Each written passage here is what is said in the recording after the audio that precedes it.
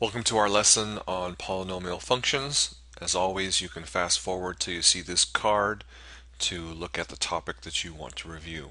Let's start with a whole lot of definitions. Firstly, a polynomial function of degree n is just any function of this form. Now I know that looks like a lot of gobbledygook there, but all of these a sub n's, those are just fancy ways of saying different numbers, right? an minus 1, blah, blah, blah, down to a0. They're just all real numbers. And a real number can be anything. It can be a whole number, a fraction, a decimal, a pi. All of those are real numbers. So the subscripts are just telling you that they're supposedly different, right? They might be the same, but they're supposed to be, where their position is in this polynomial. And then you've got x to varying powers. You start with the power of n. That's why it's degree n, right? Degree n means the highest power of this polynomial is n. And then those powers just continue to go down all the way to the last term, which technically is a sub 0 times x to the 0, and of course x to the 0 just equals 1. You do not have to have every single term, right? So 3x to the 5th plus 3 is a polynomial function, even though you're missing the powers of 4, 3, 2, 1, right? That first term, a sub n x to the n, is what we call the leading term. The number there is the leading coefficient. And then, of course, the last number, the a sub 0, which is just a number without x, is a constant term because it has no x, so it has no variation. If you have a constant function, f of x equals a, where a is not 0, anything other than 0, then you could write it in this term, in this form, and then that would be a polynomial function of degree 0. However, if you have the function f of x just equals 0, that's just a constant function and it does not classify as a polynomial function as is described here. It has no degree assigned to it, right? Polynomials of degree 3, 4, and 5 are given special names just because we use them a lot. The cubic, quartic, and quintic polynomials, cubic being 3, quartic being 4, and quintic being the name for 5. This expression, right, just by itself, just all the numbers, something like 3x to the 5th plus 2x squared minus 10 is just called a polynomial. If you then all of a sudden put f of x equals it in front of it, you've now created a polynomial function. And if you just take it and set it equal to 0, right, without this, then you now have a polynomial equation. Again, just a lot of definitions and terms. Some common properties of polynomial functions is, first and foremost, the domain of all of them is always a set of all real numbers. You could write it as negative infinity to infinity. You could write it as set of all x's such that x is in the real numbers, right? But basically it's just all real numbers. You could also just oftentimes write that for all real numbers. Also, all polynomial functions graph as a continuous curve, meaning there's no breaks in it. Something like that, right? That's a break in the curve. So you can draw the graph of any polynomial function without ever lifting your pencil or pen off the paper. There are also smooth curves. You don't get any sharp points, straight lines, anything like that. So with that in mind, we can take a look at these two polynomials, and for each of them we can find its degree, the leading term, right, and the leading coefficient. Well, degree 4 degree 2. The whole thing is the leading term, so 5x to the fourth or 7x squared. And then the leading coefficient is 5 and 7. It's just that simple. Now, down here they get technical and they say that this is not a polynomial function because its domain is not all real numbers. Some would argue that it is a polynomial function. It's just a polynomial function that's been restricted to a different domain. I'm one of those people. I would say this is still a polynomial function. It's just been restricted to a different domain. How about a function of this form? Well, isn't this really just a to the n, x to the n, right? Can't we call a to the n? So this is really just a polynomial where all we have is the leading term. We don't have anything else, right? We don't have the plus and then the smaller ones. This is called a power function because we just have the power of x times a constant, still degree n, and then a obviously has to be a non-zero number, otherwise this would just be f of x equals 0 again. If we have power functions, they're very easy to figure out when they're even or odd. And it goes back to if the power is even or odd. It's kind of where the name comes from. And so if n is odd, we get the definition of an odd function. Okay, enough of the properties and definitions. Let's look at the end behavior of polynomial functions. What happens to them as we approach infinity and negative infinity, as x approaches infinity and negative infinity. First, case 1. A is greater than 0, right? Remember, a is our leading coefficient. The graph rises to the left and to the right, and this is when n is even. This picture, of course, is just x squared.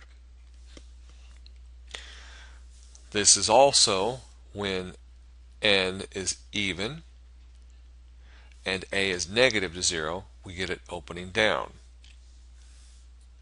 If n is odd, we get this general shape when a is positive, and we get the opposite one again when n is odd, when a is less than 0, negative.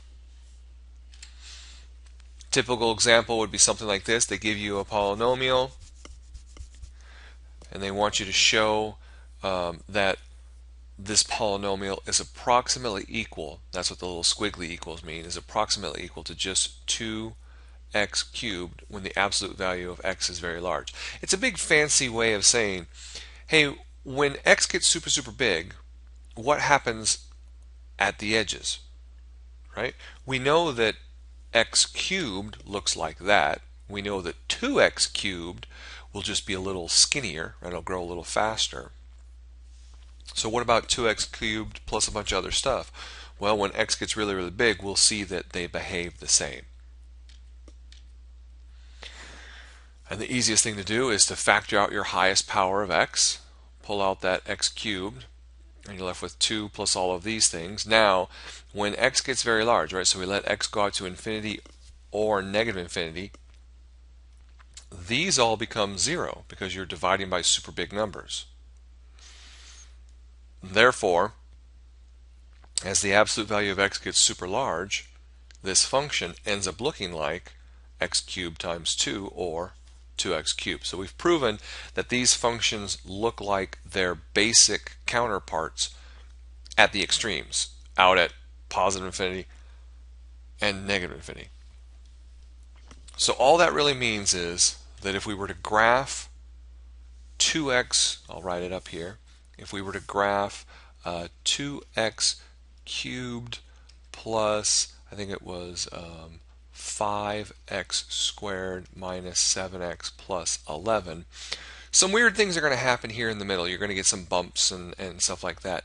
But as we go out to the edges, this function is still going to go up to infinity in this quadrant, right, as x gets bigger, and go down to negative infinity as x goes to negative infinity. So it's gonna match up at the tails.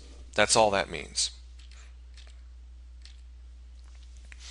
The leading term test is a way of determining the behavior of your the overall shape, I should say, of your function, of this polynomial function.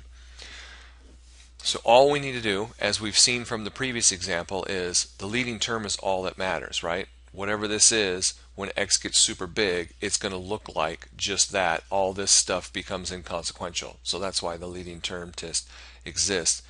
Everything kind of depends on your leading term. Here are your four cases. Whenever a is positive and n is even, the graph is going to look like your basic parabola pointing up. Just the middle might have extra bumps depending on the power, right, the degree of your polynomial. And then of course if a is less than 0, it's just going to look like your basic parabola pointing down at the edges, but then you might have all sorts of weird bumps in the middle. When n is odd, we get our normal cubic function as long as a is greater than 0, and again we might have weird bumps in the middle, so you can see that we're only concerned with what's happening on the edges. And then again when n is odd, but now a is less than 0, we get that same upside down cubic function at the extremes. Using all that information, we can determine the behavior of this graph. Here we can see that our n is odd because it's a 3. We can also see that our leading term is a negative 2, i.e. less than 0. So therefore this will be a case 4.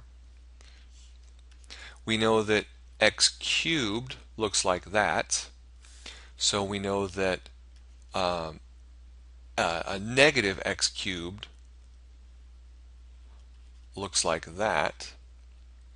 And so this function should look something like that on the edges, right, out at the extreme. So as x goes to infinity, we're going to get this behavior. As x goes to negative infinity, we're going to get that behavior. That's basically all we're determining. And that's what all of this stuff down here says, right?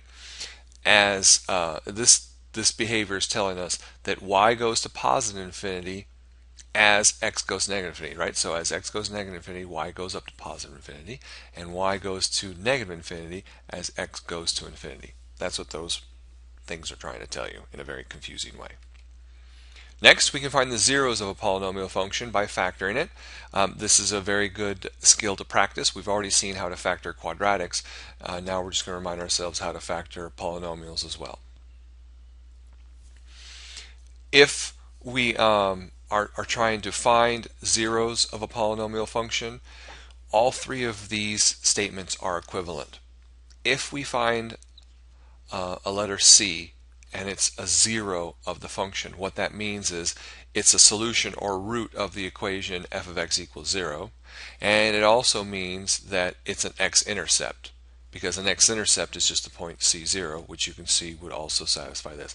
So all three of these things are equivalent. Just three different ways of saying we found a zero. Let's look at some examples of finding zeros of polynomials. The first one is degree 4. And as always, the first thing we always try to do is factor out the largest thing that all three, or in this case 3, but all terms have in common. We only have 3, but just all terms.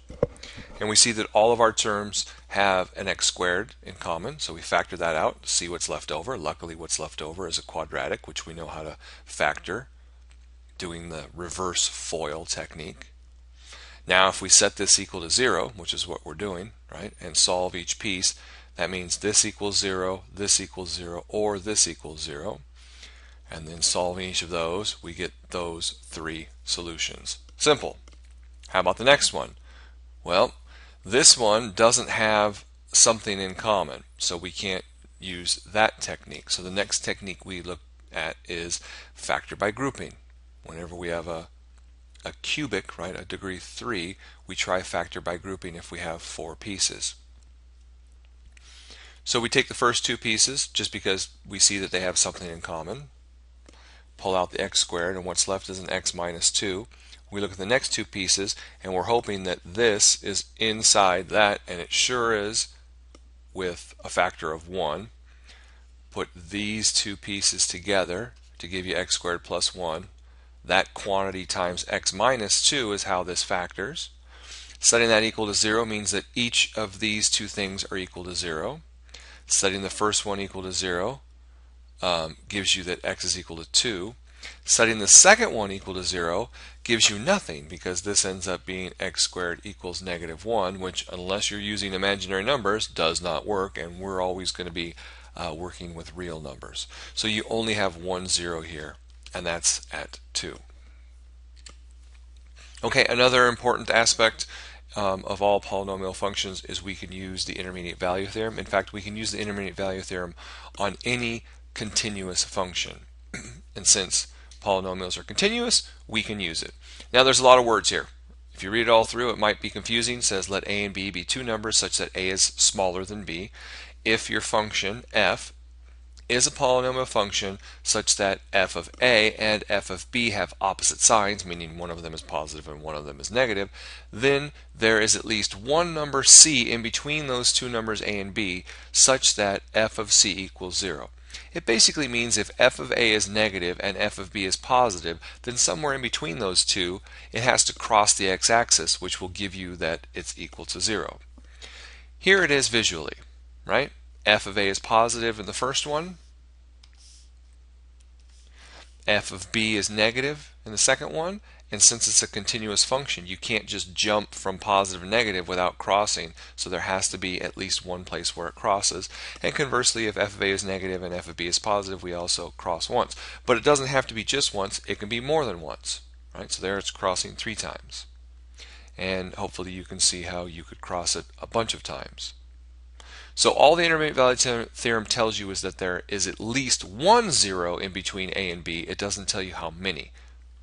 But it's kind of nice to know there's at least one, because if you're looking for zeros, you now know that they're in between those two numbers, and it can kind of shorten up the window where you're trying to find your zeros, make your work a little easier. Using the intermediate value theorem, we can very easily show that this particular polynomial function has a 0 somewhere between 1 and 2, because if you do f of 1, you get 7, positive number, and f of 2, you get negative 3, negative number, so different signs. So somewhere in between, there must be a 0. Real zeros of polynomial functions. If we have a polynomial function of degree n, and all of the coefficients are real numbers, which is kind of how we're going to define our polynomial functions, then we know that polynomial function has at most n real zeros. It might have none, right?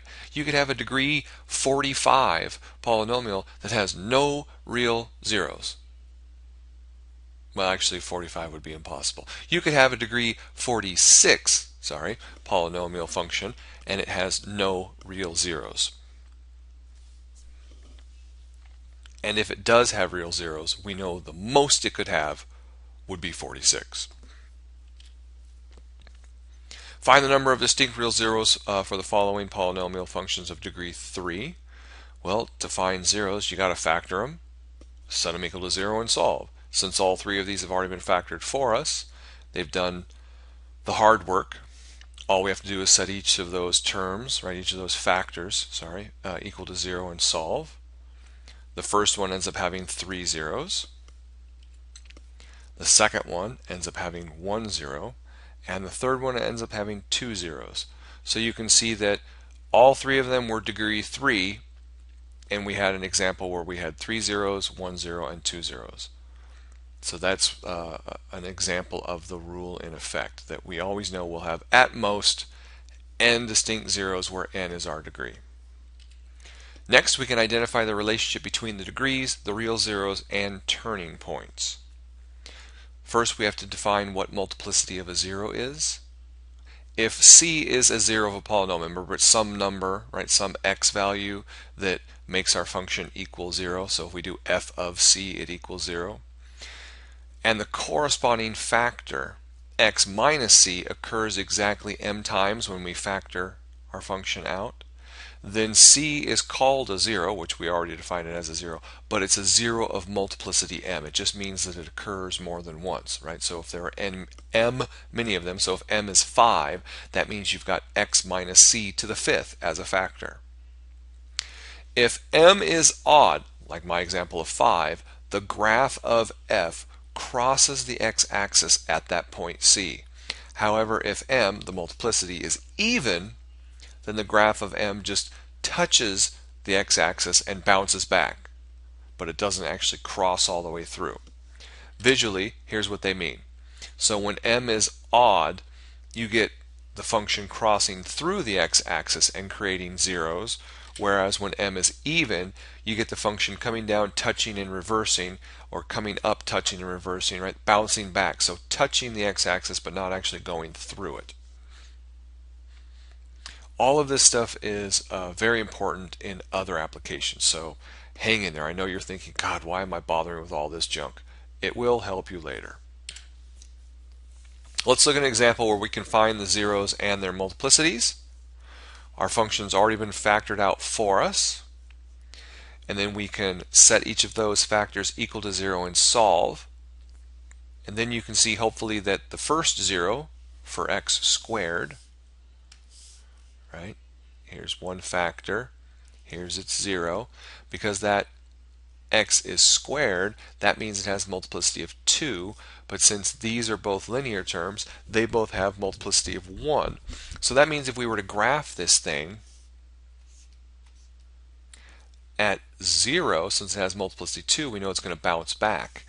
At -1 and +2, we know it's going to cross through, right? At some, we don't know if it's going to go from positive to negative or negative to positive, but we know that's what's going to happen. So either it's going to do something like this, where it comes up, comes down, bounces back, right, and then goes back through this way. But if we, or, down here, bounce back, up this way. If we multiplied this whole thing out, what would the leading term be? It would be x to the 4th, right? X squared, x, and x. So what's a? A equals 1. So it's going to face up, and it's an even, so it's going to look like a parabola, and we're going to get this one. This is the correct answer. It's going to look something like that. Right? So if we put all these rules together, we can figure out the basic shape of these graphs.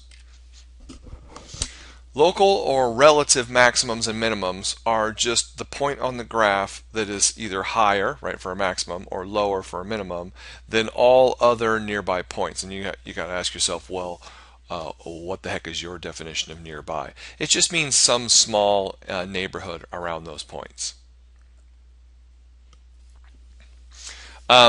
These are what are called turning points, and be very careful. They are not inflection points. Inflection points are completely different, and sometimes people call these things inflection points. These are turning points, not inflection points. Here's a graph example, right? Relative max, because you can see in this neighborhood of x's, that's the highest value, and then in this neighborhood of y's, that's the lowest value, so that's a relative min.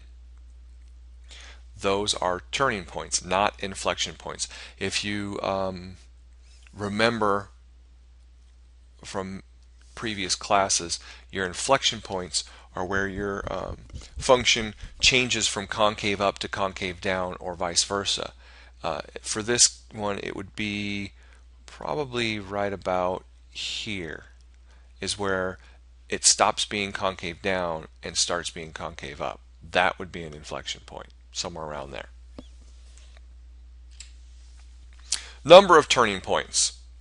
Remember, these are turning points. So basically, number of relative mins and maxes. Your number of turning points can never be equal or greater than n, right? So whatever your degree of your polynomial is, you will always have at most n minus 1 turning points. You could have less, right? But at most you'll have n minus 1. So if your degree is 10, the most you can have is 9. If your degree is 12, the most you can have is 11. If your degree is 5, the most you can have is 4. You get the pattern. We can use a graphing calculator and set the window to find the number of turning points on the graphs of these three to see how it works with the rules. So here's our first one. X to the fourth, degree 4, 3 turning points. Cubed, right? 2 turning points. Cubed, no turning points, right? So there's one where it wasn't exactly n minus 1. It was less, in this case 0. Now I know you're thinking, hey, it doesn't have a turning point. Nope, it doesn't. It basically comes up, flattens off a little bit, and then continues. So it has an inflection point where it goes from being concave down to concave up, right about there, but it has no turning point, right? There's no relative max or min here. If you take a neighborhood, there's no point that is bigger, right, higher, or lower than all the other points in that interval. In fact, this function is continuously increasing everywhere, so it doesn't have any turning points at all. Last but not least, we can graph polynomial functions. Once we have figured all this stuff out, we can put it all together and finally graph these things from scratch. Let's try one. Let's sketch the graph of this negative x cubed minus 4x squared plus 4x plus 16. First thing we want to do is determine the end behavior. That goes back to that idea of is the degree even or odd? In this case, it's odd, right? And if you remember, odd functions look like this or like that.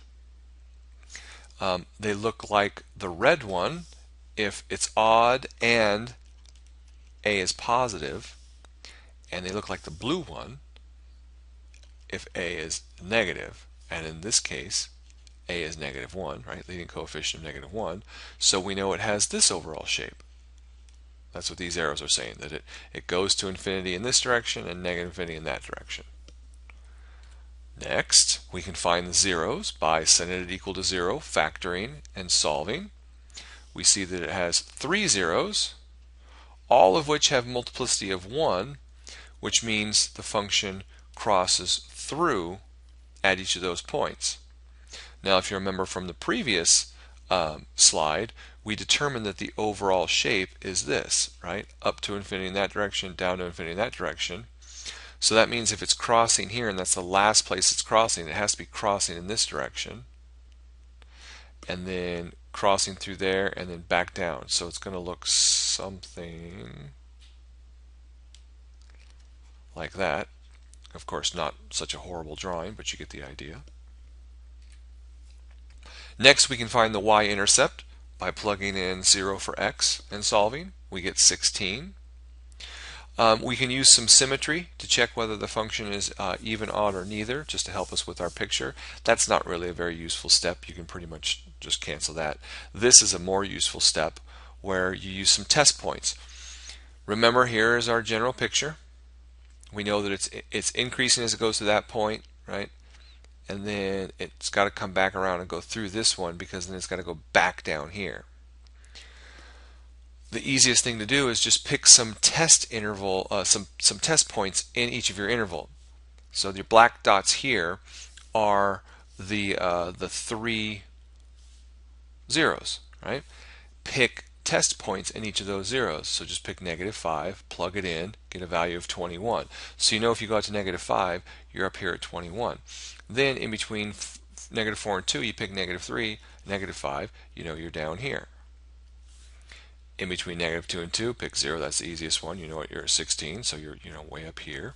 And then on the outside, past 2, you get, so you know you're way down here. So again, we're getting that same overall shape, but we can now actually plot some extra points to get a more precise shape, and that's what we have here. We put in the points that we got from our test points. We put in our intercept. We put in our zeros, right? There's another point there that we picked, and there's the overall shape of our graph, and we're pretty accurate at graphing it that way. And that's it.